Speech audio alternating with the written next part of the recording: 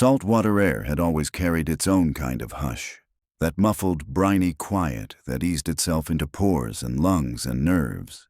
But Shoregrave no longer knew what quiet felt like. For 17 consecutive nights, the docks bustled at 3:30 in the morning, fishermen repairing nets they had not torn, shopkeepers rearranging shelves that were already neat, children wandering living room corridors like dream eels with their eyes open and unblinking. The town's church bell, automated on a sensor, tolled whenever motion crossed the nave. It had rung 46 times between midnight and dawn the previous Tuesday. Insomnia, Mayor Adela Corcoran announced, had reached critical civic toxicity. A coastal town that does not sleep, cannot fish, cannot sell, cannot think. So the council dipped into an emergency fund normally reserved for hurricane repairs and hired Dr. Miriam Hale, a cognitive scientist whose publications paired neuroscience with acoustic anthropology. A researcher, locals whispered, who once convinced an entire conference hall to recall the same non-existent childhood melody. Dr. Hale arrived on an afternoon thick with gull screams and humidity, her suitcase no larger than a bread box. She walked the length of Wharf Street just before sunset, cataloging faces. 24 teenagers with ringed eyes, a nursing mother whose infant sucked furiously but never dozed, 3 lobstermen stifling yawns that refused to fully form. Beyond them, Atlantic swells collapsed in silver ribbons, sounding, if one listened carefully, slightly off-key. Miriam stopped on the pier, closed her eyes, and let the surf fold around her Coakley. Beneath the expected crash-hiss rhythm lay a faint oscillation, almost a throat clearing.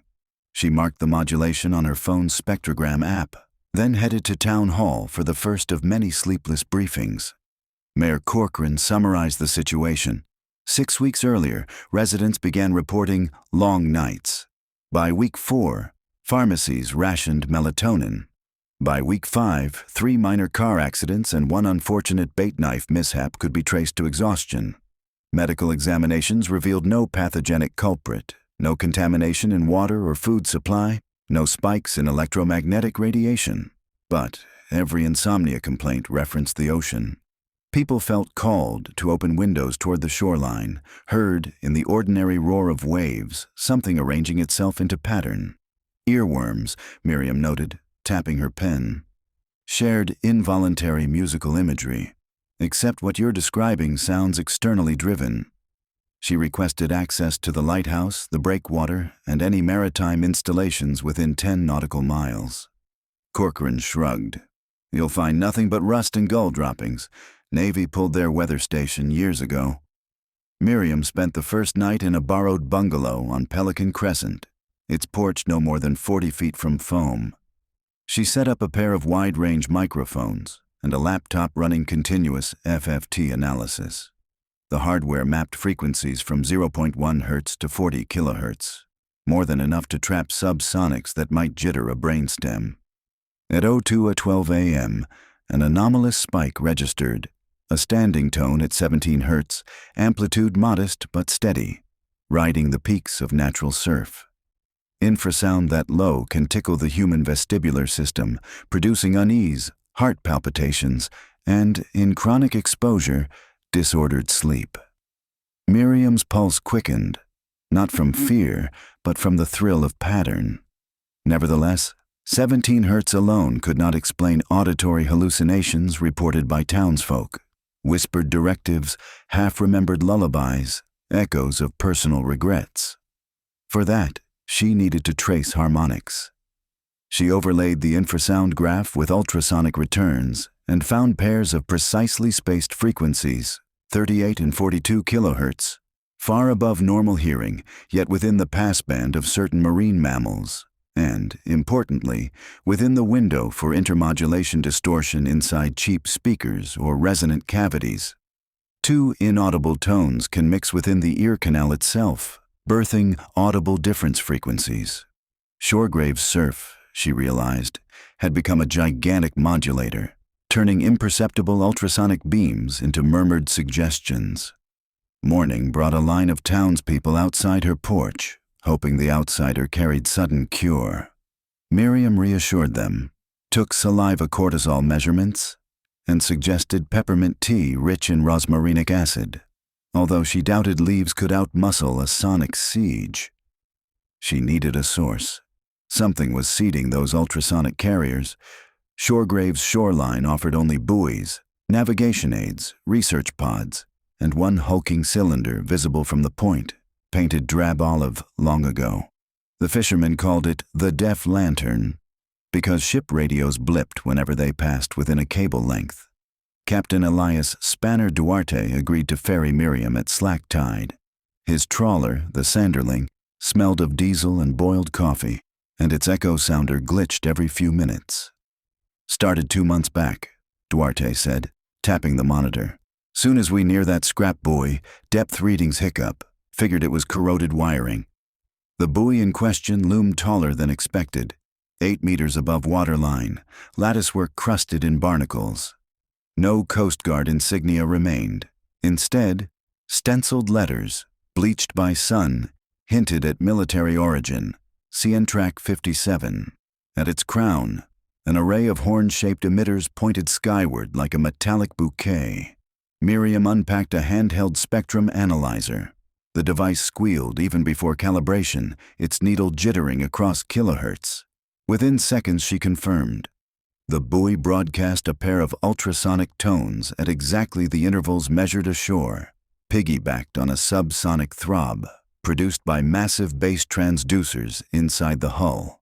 "Crowd control?" she muttered. Duarte raised an eyebrow. She explained. During the late 1990s, the Defense Department prototyped non-lethal acoustic repulsion buoys, NLARBs, designed to discourage small craft from approaching sensitive areas without gunfire.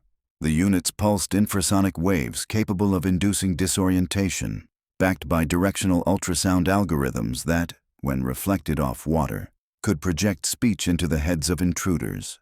Projects were shelved after engineers failed to ensure automatic shutoff. Power sources, however, were ingenious. Wave energy harvesters kept internal batteries topped for years. "Years," Duarte repeated. "So it's been out here singing this whole time?" "Not quite." Miriam peered at the steel plates. These systems had watchdog timers. They'd hibernate if no command packets were received. But salt water can corrupt code. My guess? A memory leak woke it, and now the firmware loops at night, whenever wave amplitude reaches a threshold. They circled the buoy. Barnacles had not crept higher than 4 feet. A tide line of living armor. Solar panels, surprisingly clean, suggested gulls found no perch on angled glass. A maintenance hatch sat just above water. "Can we board?" Miriam asked. Duarte spat into the sea. "In this chop, maybe at dead calm." Back at Shoregrave, she organized an impromptu town meeting inside the rec center. Skeptics scoffed. Military mind lasers sounded absurd. But when Miriam played a cleaned recording through the PA, every head in the room swiveled. The playback contained only white hiss punctuated by modulated pulses, yet listeners reported distinct words. "Come closer. Stay awake. Remember." The unanimity silenced doubts. The council granted immediate permission for deactivation. There was, however, no help coming from federal channels. Official inquiries vanished into bureaucracy. Shoregrave would have to solve its own torment. Night 6 found Miriam back aboard the Sanderling, this time with 2 volunteers, Luce Corcoran, the mayor's niece, an amateur electrician, and Dr. Howard Finch, the town's aging general practitioner whose shaky hands hid decades of seamanship. They wore ear defenders masking 040 kHz and swallow-activated comm mics routed through optic fiber cables. Quiet conversation without removing protection. As they neared the buoy, water mirrored a half-moon, and the sonic pressure grew physical, like cotton tamped into skulls. Even through defenders, Miriam felt the infrasonic thump in her sternum. Finch hooked a grappling line, and the cylinder clanged like cathedral bronze.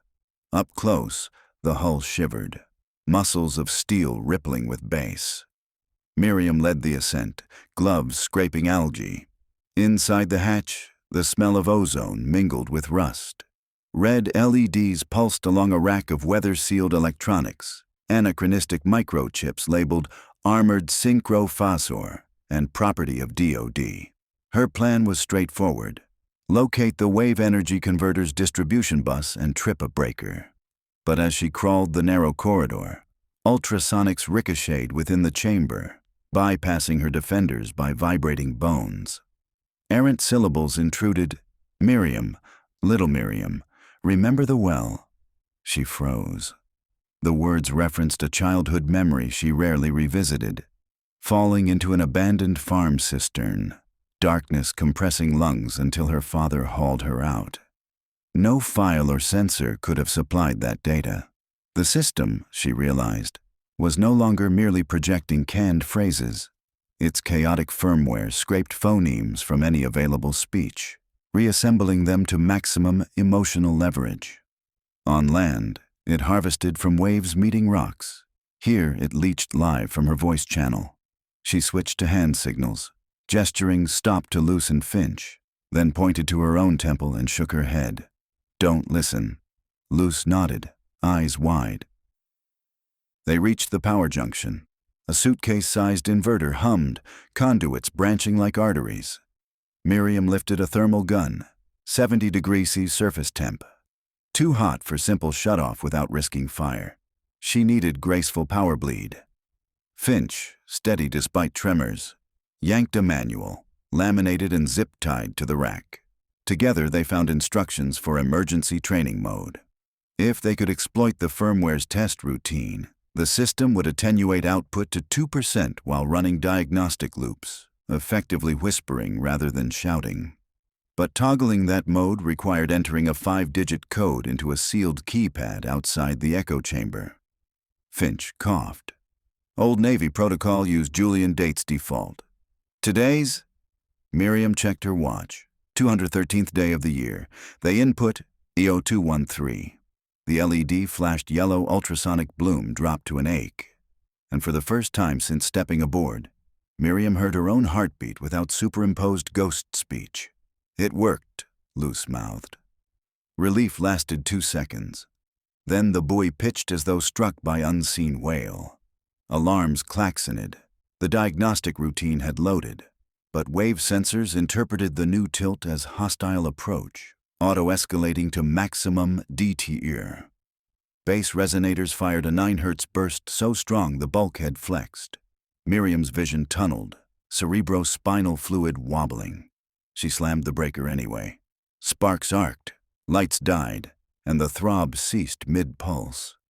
Outside, ocean noise returned to natural roar. Silence, in its pure form, heavy as velvet, pressed on eardrums. Luz exhaled a sob. Finch slumped against railing, drained but smiling. Below, the Sanderling bobbed benignly. They had, it seemed, won. The tow back to shore was slow. The buoy, though dead, rode aft like an executed giant. On the pier, a sleepless crowd awaited, but by the time sun tipped horizon, eyelids sagged. Some citizens curled on coiled ropes and fell unconscious before official statements could be made. Over the following 48 hours, Shoregrave transformed.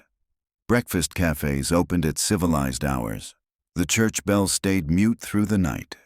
Pediatric appointments were rescheduled because children, finally asleep, needed not be woken. Fishermen, superstitious lot, left votive candle floats near the buoy's gutted shell tied to harbor pilings. One float bore a note, "Thank you for the night." Miriam compiled her data for peer review. Though she doubted the Pentagon would allow publication, she booked departure for Monday, but Mayor Corcoran insisted on a modest bonfire send-off at Sandglass Beach. Residents toasted marshmallows, bragged about 10-hour naps, and swore collective boycott against late-night shows so as never to tempt fate. Luz cornered Miriam near the driftwood logs. "You said the firmware harvested speech. Could it have stored everything it took?" Miriam hesitated. "Possibly. Flash memory back there is rugged, but we disconnected power. Without energy, whatever it held will bit rot." She hoped that was true. At midnight, she walked alone down the shoreline, savoring simple hush. Surf broke in rhythmic bursts. No hidden oscillation, no subliminal stutter.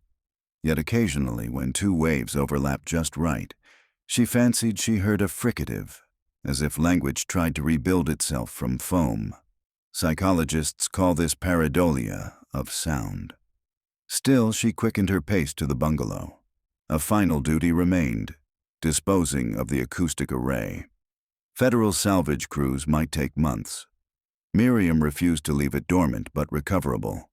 At dawn, she convened Duarte, Luce, and an excavator operator with a blunt request: hoist the buoy into the abandoned limestone quarry a mile inland, where freshwater seep and lack of tides would starve its turbines. The team complied, dragging the hulk on a flatbed through streets lined with applause. It was dropped with a metallic groan into teal quarry water, splashing chalk dust skyward. Stone embraced steel. Resonance died. 2 weeks later, from her office in Providence, Miriam received a parcel, no return address, Shoregrave postage. Inside lay a cassette tape and a note written in tidy cursive. Thought you might want this. Found wedged in the buoy when we gutted the control rack. Couldn't play it, keeps ejecting. Tape label read simply, "Calm countermeasure. Demos R01. After a moment's consideration, she placed it in a drawer she rarely opened, beside childhood photographs and the rusted bucket from the farm well. Some recordings, she decided, did not need rehearsal. 1 month passed, then 3. Sleep in Shoregrave normalized, though local newspaper articles reported unusually vivid dreams. Nothing insidious, merely technicolor. Miriam followed the anecdotes with academic interest until headlines faded into routine town gossip about lobster yields and high school soccer. Yet, on a breezy October evening, Captain Duarte phoned. Interference had returned, not offshore, but on his marine radio and dry dock, whenever he walked near the quarry. Miriam drove upstate that night. The quarry pool reflected stars like an inverted sky. Frogs croaked ultrachronic rhythms. She set a hydrophone into the water. The trace was, mercifully, flat. No 17 hertz hum, no ultrasonic carriers. But when wind skated across the surface, fragments of radio chatter emerged. Half syllables, glottal stops. Steel casing, though powerless, remained fine acoustic resonator, capturing quarry breezes and modulating them into faint phonemes. Miriam chuckled, half in admiration, half in dread. The buoy had lost its voice, but not its throat. Nature, ever opportunistic, had begun teaching wind to sing there. On instinct, she whistled a descending scale. Quarry echoes folded it back like a question. "We'll fill it with gravel," Duarte proposed the next morning, and so they did, pebble by pebble until water could not reverberate.